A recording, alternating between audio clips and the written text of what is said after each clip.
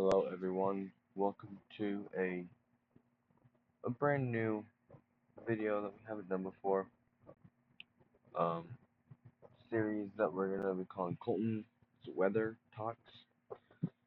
Basically it's like a informational video, just give you some information on some weather related and meteorological stuff to help you better understand what they mean, what certain things mean, um, maybe help lower some people's fears on it, or just make them be more aware about it. The first video for this series is it's going to be the EF scale, or the Enhanced Fujita Scale, which the Enhanced Fujita Scale, or the EF scale, is a scaling measurement used to rate the intensity of a tornado. Now, the EF scale that we have now is not the same as the one we had when it was first created. When it was first created, it was originally called the Fujita Scale, created by Ted Fujita. He created the F scale after the 1970 Lubbock, Texas tornado. So in 1971 is when it was created, but he realized that there was a need for a way to rate the tornadoes after this tornado, which, if I'm not mistaken, it was an F5, if I'm not mistaken. But in February of 2007, Ted Fujita changed the rating scale to the Enhanced Fujita Scale. But what made it different than the original one? Well, this new rating rated tornadoes based off of wind speed and damage. Now, we're going to get into the classifications of the tornadoes and how they get ranked. So the lowest one we have is obviously an EF0. So that goes from 65 to 85 miles per hour, and that makes up 53.5% of all tornadoes. Minor to no damage at all, peels off surface of some roofs, some damage to gutters or siding, branches are broken off trees, shallow rooted trees pushed over. Confirmed tornadoes with no reported damage are always rated at EF0, so those that remain in open fields. So this is what an EF tornado damage would look like. Obviously, you can see maybe a couple shingles ripped off, but nothing severe, something that could get fixed in, a couple weeks, about a month, okay? Then we get to an EF1. It's 86 to 110 miles per hour winds. These make up 31.6% of all tornadoes. They create moderate damage, roofs severely stripped, mobile homes overturned or badly damaged, loss of exterior doors, windows, or other glass broken. So this is what EF1 tornado damage looks like. See, you can see it peeled back almost like a tin can. It just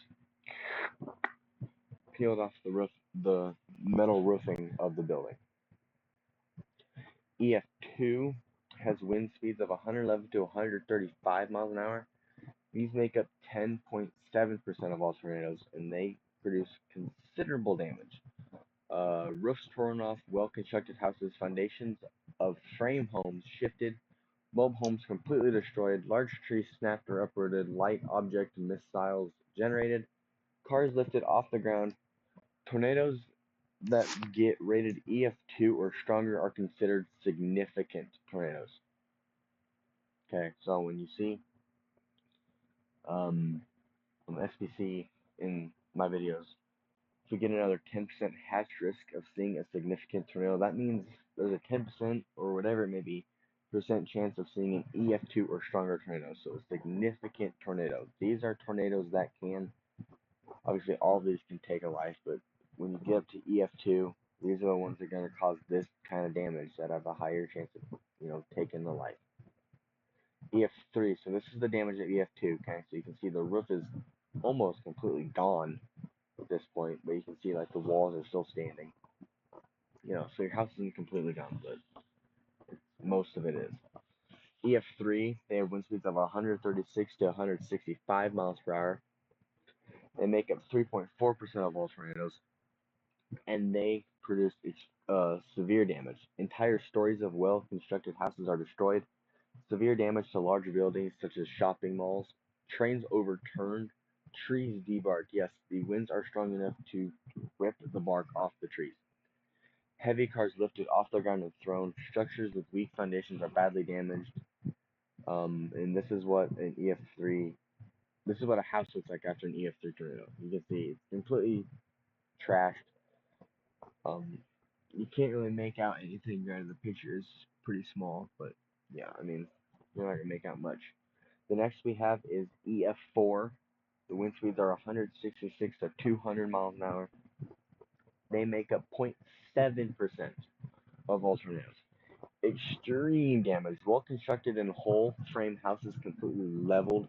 Cars and other large objects thrown and small missiles generated. This is what your house would look like after an EF4. I mean, it's almost a clean slate. Like, you got some debris right here, but other than that, it's just foundation. And now we get to the strongest tornado there can be. There can't be anything stronger than this. An EF5 tornado. Wind speeds of 200 miles per hour or greater. They make up less than 0.1% of all tornadoes, and they produce catastrophic damage. Strong framed, well built houses leveled off their foundations and swept away. Steel reinforced concrete structures are critically damaged. Tall buildings collapse or have severe structural deformations, and this is what a house looks like after an EF5 tornado. I mean, there's nothing left. Nothing. There's like no debris. Like, you can't see debris. Like the EF4, at least you could see debris of the house. Here, there's none. It's gone. Like, these are transformers off of a power line. This debris right here could be from this house. This could be from a house that was down 10 miles down the road. You never know. But yeah, there's nothing left of your house if you get hit by an EF5. The house is gone. The only way you survive an EF5 and an EF4 and an EF3 is underground. Okay, EF2 you could survive like in a closet and whatnot. EF1, EF0. Obviously, you should always try and get to a basement if you can.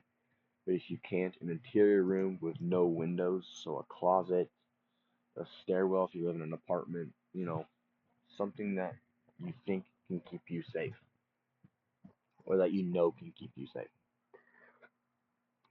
I will link 2 videos in the description of this one that you guys can go watch. One of the infamous Dead Man Walking Gerald, Texas tornadoes, so you can see what it did to smaller, like little suburban community of houses, and then I will have the most infamous F5s in recorded United States history that you guys can watch, just to see, the most well-known F5s and EF5s that the country has seen in its history of the Enhanced Fujita and Fujita Scale.